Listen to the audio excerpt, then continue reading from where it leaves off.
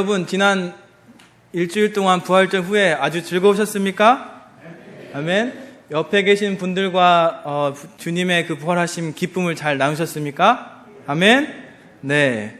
그리고 혹시 여러분의 삶 가운데서 우리 부활하신 주님을 계속 만나셨습니까? 네, 여기가 약간 아멘이 작은 것 같은데요. 다시 한번 물어보겠습니다. 부활하신 주님을 여러분 삶 가운데서 계속 만나셨습니까? 아멘. 네, 여러분 옆에 잠시 보시겠습니다. 양옆에 그리고 앞뒤로 보시면 혹시 그분이 누군지 아십니까? 아멘. 네, 여러분의 도움이 필요합니다. 자, 옆에 계시는 분이 누군지 안다 하시는 분 손 들어 주시겠습니까? 네. 혹시 뒤에 앞뒤에 계시는 분이 누군지 안다. 네. 좋습니다. 그러면은 뒤에 계시는 분이나 옆에 계시는 분 중에 내가 교회 구역을 같이 했거나 아니면은 어떤 저희 여성교회, 남성교회가 있잖아요. 같이 해서 잘 안다. 한번 손 들어 보시겠습니까? 맞네요. 아주 좋습니다. 네. 혹시 옆에 계신 분의 뒤에 계신 분의 이름을 아시는 분 손 들어주시겠습니까? 모르시는 분도 좀 계시네요. 그쵸? 네. 그래서 저희 다시 한번 일어나서 어떻게 하냐면은 주님께서 부활하셨습니다. 이렇게 나누시고 이름을 서로 알려주시면 됩니다. 아시겠죠? 이름 모르시는 분이 계시니까. 자, 잠깐 일어나시겠습니다. 그래서 주님께서 부활하셨습니다. 그리고 제 이름은 누구누구입니다. 이렇게 하시면 됩니다.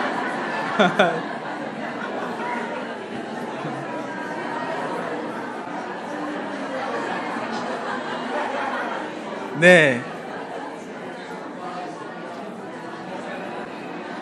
네, 주님께서 부활하셨습니다. 네, 주님께서 부활하셨습니다. 그리고 제 이름은 안기도입니다. 아멘. 네, 이런 기회를 통해서라도 옆에 있는 분과 우리 한 교회 형제 자매된 우리들이 이름이라도 알고, 그래서 이름 알고 더 서로 주님의 교제를 나누기 원합니다. 아멘. 네, 오늘 부활하신 예수님을 만나는 장면이 오늘 본문에 나와 있습니다. 제자들이 이렇게 만나기 시작하는데 오늘 본문 자체를 보면 제가 어렸을 때 많이 들었던 본문입니다. 특별히 그때마다 저를 가르쳐 주셨던 선생님이나 전우사님이나 목사님이 제목을 보통 이렇게 지으십니다. 뭐라고 하시냐면 의심 많은 도마. 들어보셨죠? 네. 특히 어린이들 가르칠 때는 꼭 그렇게 제목을 붙입니다. 의심 많은 도마. 제가 오늘 본문을 이렇게 읽고 묵상하면서 과연 도마가 의심이 많았을까? 이렇게 질문을 한번 해봤습니다. 그러면 도마가 의심이 많았다면 그 의심으로 인해서 어떤 일들이 발생했을까요? 같이 말씀을 한번 살펴보겠습니다. 우리 오늘 본문이 20장, 요한복음 20장 19절에서 32절까지 말씀인데 19절 이전의 말씀, 그러니까 20장 1절부터 10절 말씀을 보면 저희가 지난주에 잠깐 봤는데 이렇게 나옵니다. 막달라 마리아가 예수님이 돌아가신 다음에 묻혀있던 무덤에 가서 돌이 옮겨진 것을 봅니다. 제가 요약해드린 겁니다. 지금 돌이 옮겨지는 것을 보고 다시 제자들한테 달라고 합니다. 그래서 두 제자, 한 제자 이름이 시몬 베드로, 다른 제자가 성경 말씀에 예수께서 사랑하시던 다른 제자, 그래서 두 제자를 데리고 다시 올라옵니다. 무덤으로. 그 빈 무덤으로 갑니다.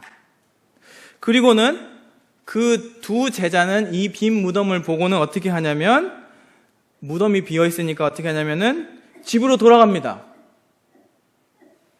네. 요한복음 20장 9절 말씀에 이렇게 하고 있습니다. 그들은 성경에 예수님께서 죽은 자 가운데서 다시 살아나야 하시리라 하신 말씀을 아직 알지 못하더라. 그래서 20장 10절 말씀에 이에 두 제자가 자기들의 집으로 돌아가니라. 그러니까 이제 설명을 드리면은 이 두 제자가 예수님이 십자가에 달려 돌아가신 다음에 부활했다는 것을 깨달았으면 집으로 갔겠습니까? 안 갔겠죠? 집으로 안 가고 다른 제자들한테 갔을 거 아닙니까? 봐라, 예수님이 부활하셨다 했을 텐데 오늘 성경 말씀 뭐라고 하고 있냐면 깨닫지 못하고 집으로 돌아갔다. 이렇게 말하고 있습니다. 그 다음 본문이 20장 11절에서 18절까지 말씀인데 막달라 마리아에 관한 이야기입니다. 두 제자는 이제 집으로 돌아갔는데 막달라 마리아는 그 자리에 있었습니다. 그리고 울고 있었습니다. 그러니까 머릿속에 예수님이 십체가 없어졌어. 어떡하지? 이런 생각이 있었던 것 같습니다. 그래서 혹시나 하는 마음에 다시 확인하려고 무덤을 다시 봅니다. 무덤 안을요. 그러니까 누가 있었냐면은 흰 옷 입은 두 천사가 있었습니다. 하나는 머리 쪽에, 하나는 발 쪽에, 예수님이 누워있던 머리 쪽에, 하나는 발 쪽에 이렇게 있었습니다. 그래서 그 장면에서 두 천사들이 막달라 마리아한테 여자여 어찌하여 우느냐 이렇게 물어보니까 막달라 마리아가 사람들이 예수님을 어디에 옮겼는지 내가 알지 못해서 웁니다 이렇게 대답합니다. 그러니까 막달라 마리아도 그때까지 예수님이 부활하셨을 거라는 생각을 하고 있습니까? 없습니까? 지금? 없습니다. 제자들도 그 생각을 못해가지고 집으로 돌아갔고 막달라 마리아도 그 생각을 지금까지 못하고 있습니다. 그런데 그 다음에 무슨 일이 일어나냐면은 마리아가 돌아봅니다. 뒤를 돌아보니까 거기에 예수님이 서 계셨습니다. 그런데 성경 본문은 이렇게 얘기합니다. 마리아가 그가 동산지기인 줄 알더라. 그러니까 눈앞에 예수님이 서 있는데조차도 예수님인 걸 못 알아보고 동산지기라고 생각한 겁니다. 이 마리아의 머릿속에는 도저히 이해가 안 가는 상황이 일어났기 때문에 지금 눈앞에 예수님이 있는데조차도 인식을 못하는 겁니다. 그렇죠. 그래서 심지어 이렇게 물어봅니다. 동산지기인 줄 아니까 이렇게 물어봅니다. 당신이 예수님의 시체를 옮겼으면 제발 어디 있는지 알려달라고요. 바로 눈앞에 누가 있어요? 예수님이 있는데 그 예수님한테 아니 예수님 시체를 어디다 옮겼는지 알면 알려주십시오 이렇게 말합니다. 마리아가. 그러니까 그 순간까지 직접 눈으로 예수님을 본 순간까지도 마리아가 예수님이 부활하셨다는 것에 대한 것을 깨닫지 못하고 있습니다. 그 다음에 예수님이 마리아야 라고 말씀하시니까 드디어 깨닫습니다. 내 눈앞에 있는 분이 바로 부활하신 예수님이구나. 마리아의 이성으로는 도저히 예수님이 부활하셨다는 것을 인식할 수 없었는데 예수님을 직접 만남으로 예수님께서 직접 말씀하심으로 깨닫게 됩니다. 예수님을 만나는 경험으로 말이죠. 그리고 나서 예수님께서 마리아한테 제자들에게 가서 부활하신 예수님에 대해서 말하여라 이렇게 얘기합니다. 그리고 나서 오늘 본문이 시작됩니다. 제자들이 안식 후 첫날 저녁에 모여 있습니다. 이 생각을 해보면 두 제자가 빈 무덤에 올라왔다가 내려갔죠. 아마 그 두 제자도 거기에 모여 있지 않았을까 생각이 됩니다. 그렇죠? 제자들이 모여 있었다고 하니까. 그러니까 그 두 제자든 혹시 있든 없든 그 모여 있는 제자들은 예수님이 부활하셨을 거라는 생각을 못 하고 있습니다. 계속. 그렇죠? 왜 그걸 알 수 있냐면 유대인들이 두려워가지고 유대인들이 자기한테 뭘 할지 두려워가지고 한 곳에 모여가지고 문을 닫고 있었습니다. 성경에서는 정확히 말하고 있습니다. 그렇죠? 문을 닫고 있었습니다. 그리고 나서 예수님께서 제자들에게 나타나십니다. 평강이 있을지어다. 그리고 예수님께서 손과 옆구리를 보이셨습니다. 그러자 제자들이 기뻐하기 시작합니다. 왜냐하면 부활하신 예수님을 만났기 때문입니다. 그러니까 지금 도마가 없었죠. 이 상황에서는. 그렇죠? 도마를 제외한 다른 제자들도 예수님을 딱 보고 만나고 손과 옆구리를 보기 전까지는 예수님이 부활했다는 것에 대한 것을 깨닫지 못했습니다. 마리아도 예수님을 직접 본 다음에 예수님이 다가오셔서 마리아야 이렇게 하시니까 깨닫고, 제자들에게도 예수님이 나타나셔서 손과 옆구리를 보여주시고 평강이 있을지어다 하니까 깨닫고, 이제 이해 가시죠? 지금은 그런 상황입니다. 마리아처럼 제자들도 직접 예수님을 만나기 전까지 그들의 이성으로는 부활이라는 사건에 대한 이해가, 깨달음이 없었던 것입니다. 그리고 나서 예수님께서 제자들에게 평강이 있을지어다, 아버지께서 나를 보낸 것 같이 나도 너희를 보내니라, 성령을 받으라. 그리고 자리를 떠나셨습니다. 여기서 이제 저희 그 중요한 인물 중에 하나 도마가 등장합니다. 그렇죠? 거기에 도마가 없었습니다. 그러니까 이제 제자들이 도마에게 얘기합니다. 너 없었는데 그때 지금 예수님이 우리한테 나타나셨어. 직접 손과 옆구리를 부어주셔서 이렇게 얘기했겠죠. 그렇죠? 우리가 봤다. 그러니까 도마가 이렇게 대답합니다. 내가 직접 내 손가락을 그 못자국에 넣어보지 않으면, 옆구리를 보지 않으면 믿지 못하겠다. 만약에 여러분과 제가 그 자리에 있었으면, 도마였으면 어떻게 생각하시겠습니까? 저는 도마한테 너무 고맙습니다. 이 순간에. 왜냐하면 저희가 이게 잘 생각해보면 마리아도 그렇고 다른 제자들도 그렇고 예수님 만나기 전까지는 그걸 깨닫지 못하는 거죠. 왜냐하면 이성으로 도저히 이해가 가지 않은 것이 일어났으니까. 그렇죠? 그러니까 저도 똑같이 이 친구들이, 이 제자들이 그 얘기를 하긴 하는데 내가 직접 보기 전까지는 못 믿겠다. 여러분 하실 수 있지 않겠습니까? 그렇죠? 근데 그거를 저 대신 도마가 지금 해준 겁니다. 우리 대신 지금 도마가 해준 겁니다. 너무 고맙죠. 이 본문을 읽을 때마다. 그래서 8일이 지났습니다. 여드레가 지난 이후에 제자들이 다시 다 모였습니다. 그때는 도마가 있었습니다. 그렇죠? 도마가 있어서 도마에게, 그리고 제자들에게 예수님께서 다시 한번 나타나십니다.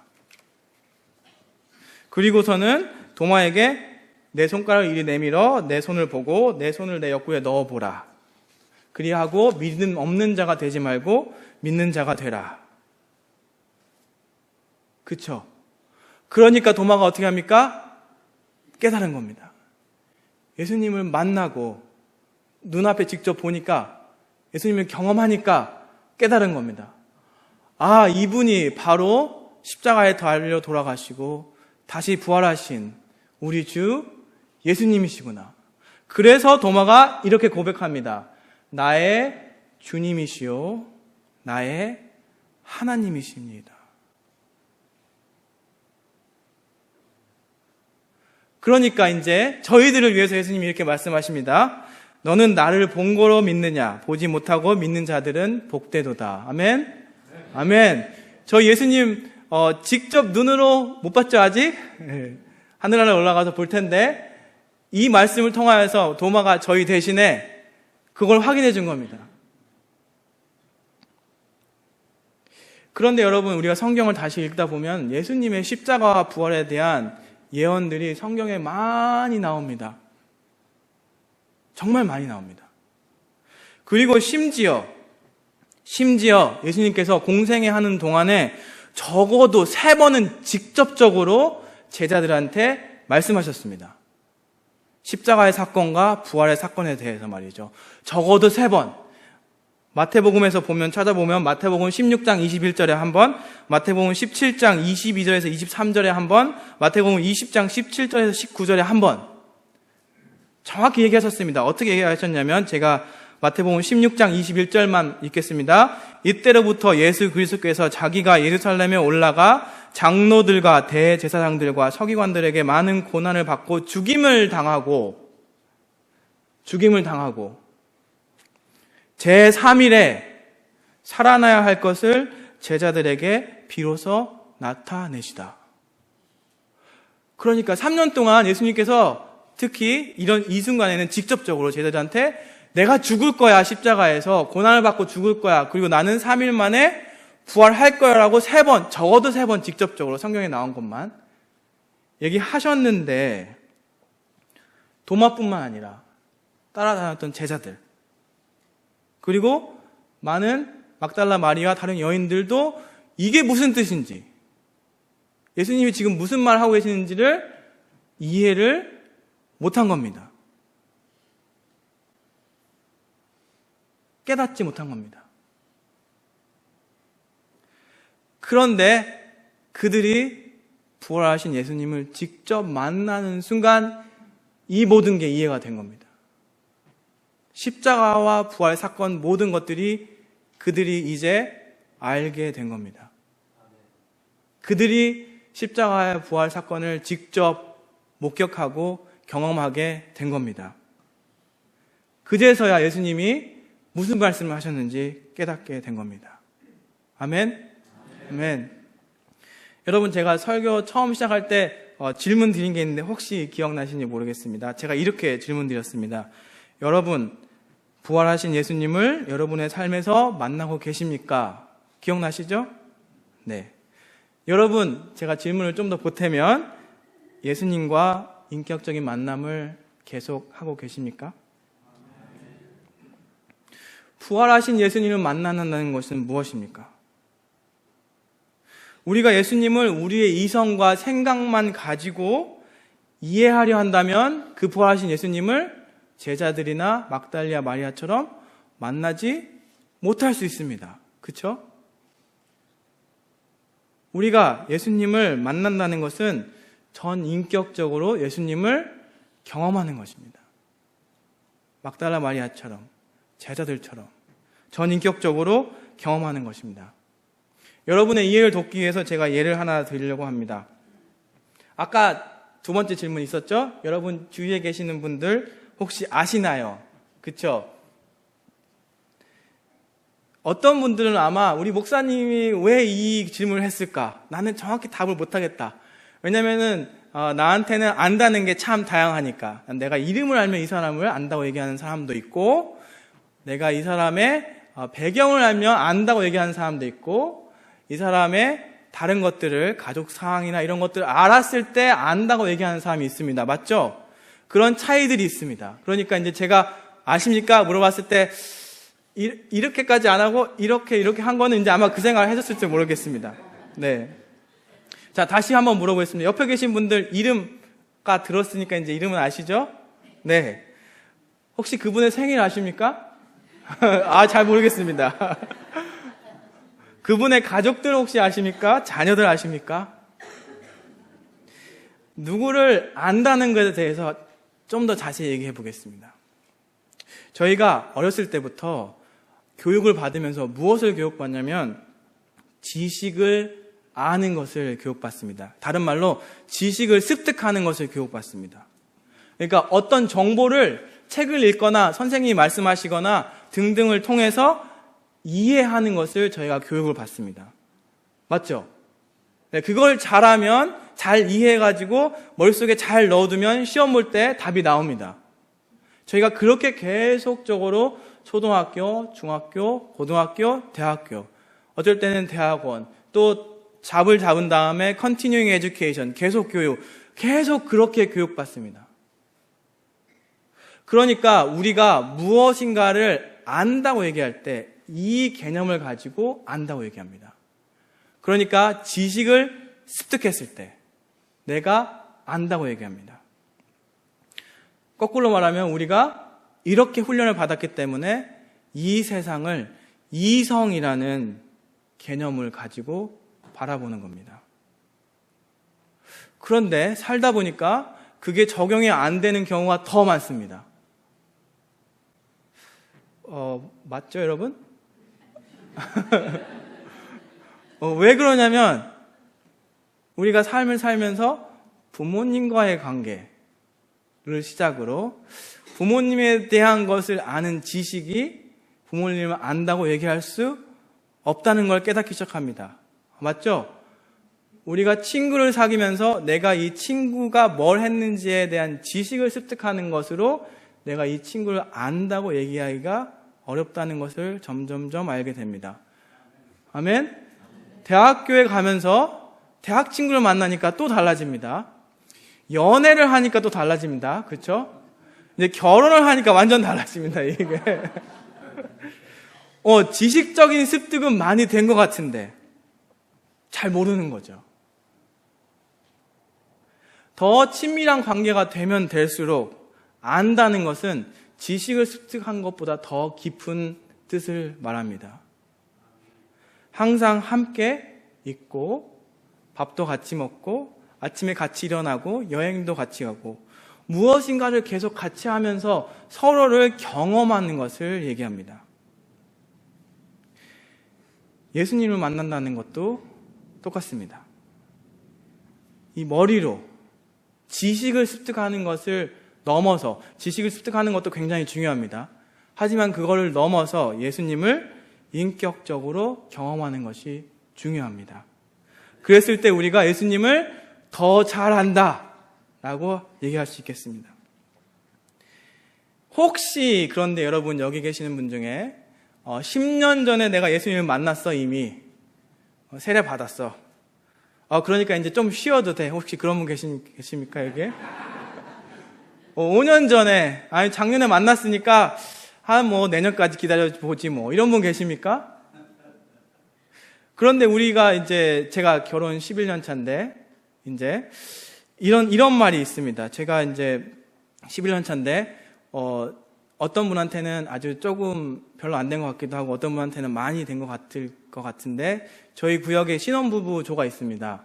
그러니까 제가 11년 차라고 얘기하면은 그 신혼부부들은 굉장히 오래된 것처럼 왜냐면은 그 신혼부부들이 2달, 3달, 가장 오래된 신혼부부가 1년 반 이렇게 됐습니다. 네.